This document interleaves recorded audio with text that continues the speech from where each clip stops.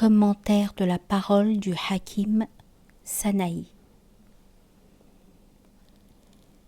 Toute chose qui te fait rester en arrière sur la voie, qu'importe que ce soit l'infidélité ou la foi.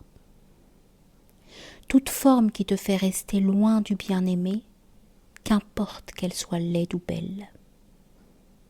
Et au sujet de la signification des paroles du prophète, alayhi salatu wassalam, en vérité, Saad est jaloux, et je suis plus jaloux que Saad, et Allah est plus jaloux que moi. Et à cause de sa jalousie, il a interdit les mauvaises actions à l'extérieur comme à l'intérieur. Le monde entier est devenu jaloux, parce que Dieu surpasse le monde entier en jalousie. Il est comme l'esprit, et le monde est comme le corps. Le corps reçoit de l'esprit le bien et le mal. Celui dont la niche de prière est tournée vers la révélation mystique considère que son retour à la foi serait une honte. Celui qui est devenu le maître de la garde-robe du roi, c'est une perte pour lui que de se livrer au commerce pour le roi. Celui qui devient l'ami intime du sultan, c'est une insulte et une honte pour lui que d'attendre à sa porte. Quand le roi lui a accordé de baiser sa main, c'est un péché s'il préfère baiser son pied. Bien que poser la tête sur le pied du roi soit un acte d'obéissance, en comparaison de cet autre acte d'obéissance, c'est une faute et un égarement. Le roi est jaloux de celui qui, après avoir vu le visage, préfère un simple effluve. Pour parler en parabole, la jalousie du roi est semblable au blé, tandis que la jalousie des hommes est comme la paille dans la meule. Sache que l'origine de toutes les jalousies est en Dieu. Celles de l'humanité ne sont que dérivées, venant de Dieu, sans aucune ressemblance. Je vais laisser l'explication de cela pour me plaindre de la tyrannie de cette beauté sans fidélité. Je gémis parce que les gémissements lui plaisent. Il désire le gémissement et le chagrin des deux mondes. Comment ne me gémirais-je pas amèrement à cause de sa tromperie, puisque je ne suis pas dans le cercle de ceux qui sont enivrés par lui? Comment ne me plaindrais-je pas comme la nuit sans son jour et sans la faveur de son visage qui illumine le jour? Sa dureté est douce en mon âme. Que mon âme soit sacrifiée au bien-aimé qui désole mon cœur. Je suis amoureux de ma peine et de ma souffrance, afin de plaire à mon roi sans égal. Je fais de la poussière du chagrin un collier pour mes yeux, afin que les deux mers de mes yeux se remplissent de perles. Les larmes que les créatures versent pour lui sont des perles, et les gens croient que ce sont des larmes. Je me plains de l'âme, mais en réalité, je ne me plains pas, je ne fais que compter ma peine. Mon cœur dit « Je suis tourmenté par lui » et j'ai ri à cette vaine prétention. Rends-moi justice, ô gloire des justes, ô toi qui es le dais et moi le seuil de ta porte. Le seuil et le dais en réalité, où sont-ils? Dans le quartier où se trouve notre bien-aimé, où sont nous et je?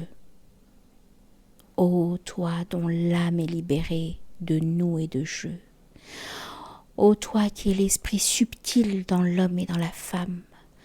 Quand l'homme et la femme deviennent un, tu es cet un.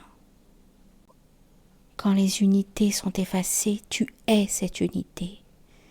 Tu as fabriqué ce je et ce nous afin de pouvoir, toi, jouer le jeu de l'adoration avec toi-même, afin que tous les jeux et toi deviennent une seule âme et à la fin soient fondus dans le bien-aimé.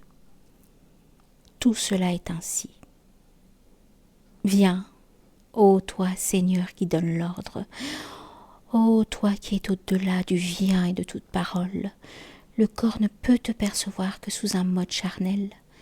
Il imagine ta tristesse ou ton rire. Le cœur qui est enchaîné par la tristesse et le rire ne dit pas qu'il est digne de te voir. Celui qui est enchaîné par la tristesse et le rire celui-là vit au moyen de ces deux choses empruntées. Dans le jardin verdoyant de l'amour qui n'a point de limite, il y a bien d'autres fruits que le chagrin et la joie. L'amour est plus haut que ces deux états. Sans printemps et sans automne, il est toujours frais et vert. Paie la dîme sur ton beau visage, ô toi au beau visage.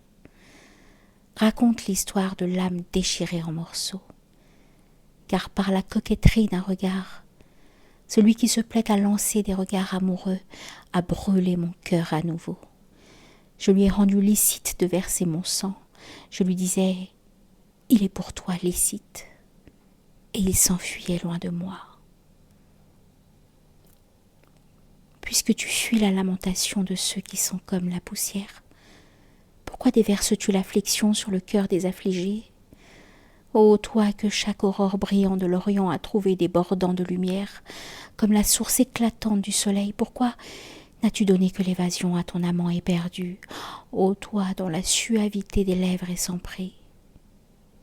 Ô toi qui es une âme neuve pour ce vieux monde, de mon corps sans cœur et sans âme, entends le cri.